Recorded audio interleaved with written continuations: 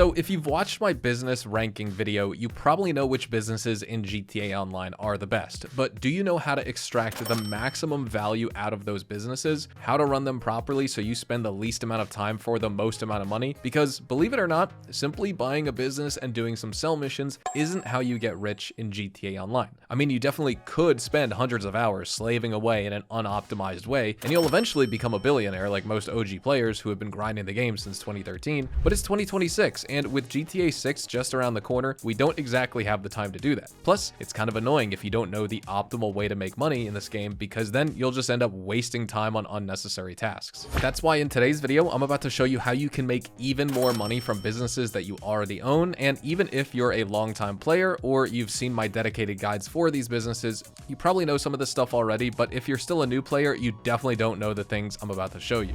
Like for example, how you can get a massive 70% bonus on all your Hangar sales simply by sourcing one type of crate. And here's how it works. First, you have to select either chemicals, narcotics, or medical supplies to source. It has to be one of these three categories because we can only hold a maximum of 50 crates in our hangar, and these three are the absolute highest paying types of cargo that you can get. Also, we don't want to mix and match good types because then we'll lose out on that sweet 70% bonus. So we source only chemicals, only narcotics, or only medical supplies. And here's a handy chart so you can see the exact sale values, both with the Higgins Helitors buff and without. If you don't know what I'm talking about here, just understand that when you buy the Higgins Helitors business that's connected to the car wash, you automatically get a 10% increase on the value of every single hangar air freight goods sale, and it goes from 2.5 million on a full 50 crate hangar to $2.8 million. Next, let me tell you how to source crates the right way for your hangar, because there's a wrong way to do it, and a correct way that involves far less headache for solo players. First, you should never do an air source mission, only do land sourcing, as these take way less time, and while you're doing the land source missions, you should always either use a Sparrow helicopter or a Raiju, because not even the Oppressor Mark II can match those vehicles in terms of straight line speed. Ideally, you'll want to use a Raiju, but a Sparrow is almost as fast, and you can't tell the difference in most cases, I've found. Next, you'll want to use this little trick whenever the game tells you to drive back to the hangar in a really slow truck. Simply pull out your RPG, blow up the truck, collect the crate stashed inside your vehicle, and fly away. This method is way faster than driving the vehicle to your hangar. And for sale missions, you always want to go with land sell because it always gives you one sell vehicle, and what's neat about this is if you get the trailer, you can hook it up to your Iron Mule or Cargo Bob and fly it to your destination in less than 3 minutes. Alternatively, you could get the mission with the Vapid Rattel or the Apocalypse Issy, but both of these are still very easy to do and way less annoying than MC or bunker sales, where you always have to deal with multiple vehicles and often multiple drops with each vehicle when you're selling a full bar of product. Lastly, if you want to maximize your hangar income without having to wait 4 minutes between each crate source, you can alternate between two crate types, either chemical or narcotics and medical supplies. It's really up to you, to be honest, and with this method, you'll end up with a 25-25 split between two cargo types, and your bonus will be reduced to 35%, yes, but it's still way better than paying Rooster $25,000 each time to source random crates for you. That is, if you want to grind this business.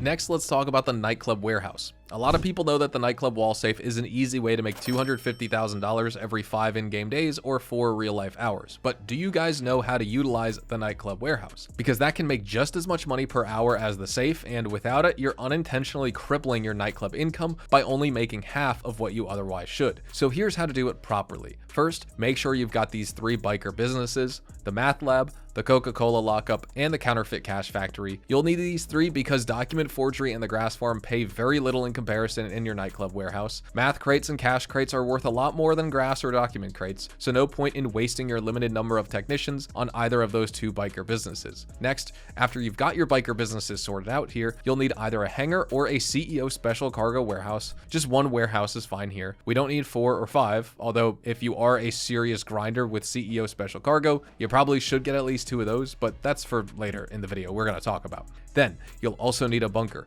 and here's how it all comes together. Go into your Nightclub PC, select the Warehouse Management tab, and assign technicians to each of the 5 businesses that we just listed. All 5 of these businesses have their own unique covert names inside the Nightclub warehouse, which tends to confuse a lot of players, but it's really simple actually. Cargo and Shipments is your crate business, either your CEO warehouse or your hangar. Sporting Goods is for your bunker, where you make guns and explosives for sporting purposes. South American Imports is your Coca-Cola lockup, filled with the finest Colombian white stuff. stuff. Then you have your pharmaceutical research business, which is the Walter White Lab, where we make lots of shiny crystals for the youth of Los Santos. And lastly, we've got cash creation, where we literally just create cash by printing it. So there you go. 5 businesses linked with the 5 technicians. You only get 1 technician by default. He's called Johan, but you can purchase 4 more in total. I also recommend buying the Nightclub equipment upgrade to boost your product acquisition rate, plus a storage upgrade, without which you won't be able to accumulate enough product for a proper sell mission. The right way to do this is by waiting exactly 20 real-life hours between each Nightclub sell, because that's exactly how long it takes for your math, cash, and Coca-Cola to fill up in the Nightclub warehouse. Then, before your very first sell mission, go into Warstock and get yourself a Pounder custom truck. Do not get the mule, you will absolutely regret it later because it's so bad.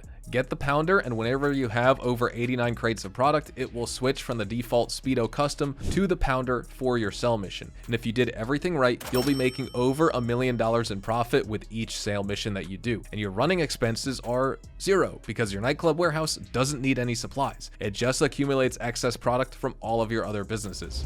All right, now I'm about to teach you how to make the most out of your acid lab, because this is still one of the most misunderstood businesses in the game, despite how awesome it is. First, Rockstar doesn't tell you about the equipment upgrade that you need in order to make this business profitable. Then they don't say anything about stealing versus buying supplies, so what most people do is they walk up to Mutt, select steal supplies, and go out on a mission where they shoot a bunch of bad guys and drive a vehicle back to the lab, only to see that stock bar go up by 1 measly tick. It's honestly embarrassing if you're running your businesses like this, because buying supplies for $60,000 is so much more efficient and convenient. All you have to do is call up Mutt on your phone whenever you're outside in free roam, and he will literally do all the hard work for you. Within 10 minutes, you'll receive a notification from him saying that your supplies have arrived, and this means your acid is now good to go. Also, while you're doing the first dose and last dose missions, make sure to sneak in a fooligan job every now and then. These missions are an absolute chore, especially the one where you have to fly a stupid crop duster around the map for 20 minutes straight while being chased by a helicopter. But once you do 10 of these fooligan jobs, you'll unlock the acid lab equipment upgrade in your freak shop. And this does 2 things. First, it increases the value of your acid product, so you get paid a lot more money every time you do a sale mission. Secondly, it reduces the amount of supplies needed to produce a full bar of stock, which means you'll save money on resupplies. Combine both of these together, and suddenly your acid lab goes from being an underwhelming piece of crap to the most profitable solo business in the entire game. By the way, in case you're wondering, yes, the acid lab speed boost stacks with the mansion production speed boost, which means you can now churn out a full bar of stock in under 50 minutes total. And here's a pro tip with that.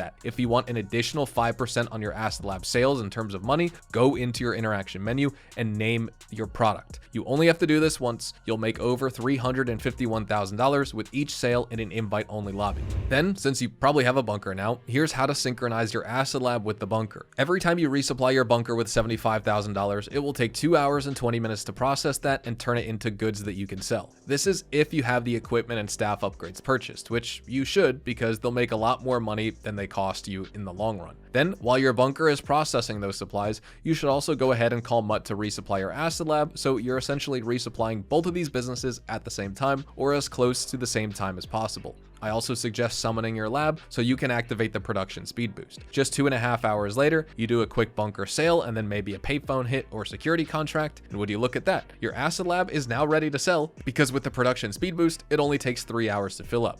Or if you have a mansion, here's what you can do. Boost the acid lab so it only takes 1 hour and 20 minutes to process a full bar of stock, then do 2 acid lab sales while your bunker is processing its first resupply of the day. When that's done, hop into your bunker for a single vehicle sell mission, and you've just made $910,000 in total, $210K from the bunker, and $700K from the 2 acid lab sales. And if you're wondering how I'm only getting 1 sale vehicle every time I go into my bunker, it's because the number of vehicles you get in sell missions is tied directly to your business's stock levels. So if you resupply once, for example, you'll only have 20 units of stock in your bunker, which means you'll just get 1 sale vehicle. If you resupply 5 times and give your bunker the full 11 hours and 40 minutes to process all of that, it'll have the full 100 units of stock, which means you'll also get either 3 insurgents or 2 Phantom Wedge trailer trucks. Or sometimes, if you're really unlucky, 4 Dune FAVs. By the way, this is exactly how it works with MC businesses too. Do just one resupply and sell immediately. Otherwise, you'll get those really annoying missions where you have to fly 3 dodos or drive 4 bagger motorcycles around the map, and it's going to take you ages, and you'll probably just fall asleep halfway through the mission. For CEO Cargo, there's a way to get around the multi-vehicle sell missions because we want to sell a full large warehouse with 111 crates for maximum profit. And the reason for that is listed on this chart right here. You see how your crate values are continuously dropping as you reduce the number of crates sold at a time? It maxes out at $20,000 per crate when you have the full 111 crates and drops all the way down to just $10,000 per crate if you sell 1 crate at a time. Even with a full small warehouse, you only get $15,000, which means you're taking 25% as a loss on every single crate that you sell. And here's one more thing. Never source 1 or 2 crates at a time. Only source 3 crates because there's a 5-minute cooldown between each crate source, and the fewer source missions you do, the less time you waste on sourcing.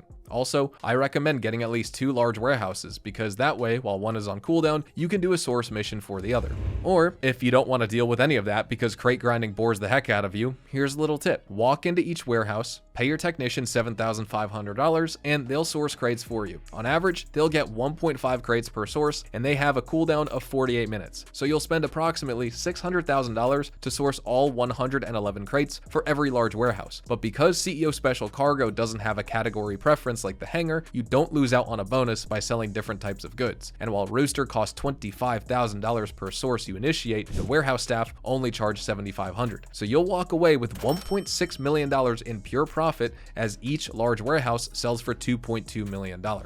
Or even $3.3 million if you're in a public lobby with at least 20 people in it. And here's how it works. There's this thing called a high demand bonus that activates whenever you have more than 1 player in the lobby, and it scales all the way up to 20 players. You make 2.5% extra on your product for each additional person in the lobby, so if you have 20 other players in your session, you'll make an extra 50% total on your sale. That's why I recommend sourcing in private lobbies and then selling in public lobbies if you want to take on that risk. But there's a proper way to do it. If you go on a multi-vehicle sell mission in a public lobby, there's a high chance at least one of your vehicles will get blown up, which is why you should only do single vehicle sells like with the Acid Lab or the Nightclub or even Vehicle Cargo in a public lobby.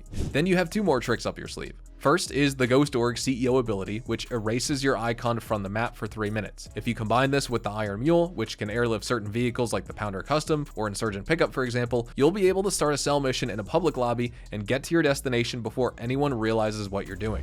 But with all that being said, that's all I have for this video. I think by now you've got a fairly decent idea of how to maximize the money that you're making from your various sets of businesses here in GTA Online, how to run them the proper way, all that good stuff. There are many other businesses that I could have covered in this fashion, but I've already got detailed guides for those, so definitely check those out if you're interested in more of these tips and tricks. Anyways, thank you so much for watching. Don't forget to drop a like on this video if you found the information informative. Consider subscribing to the channel if you are new and you want to see more GTA 5 online content just like this. Check me out over on Twitch, Twitter, and Instagram, specifically twitch.tv/hazardoushtv for more GTA Online money grinding live streams, and I'll see you guys in the next one. Adios amigos.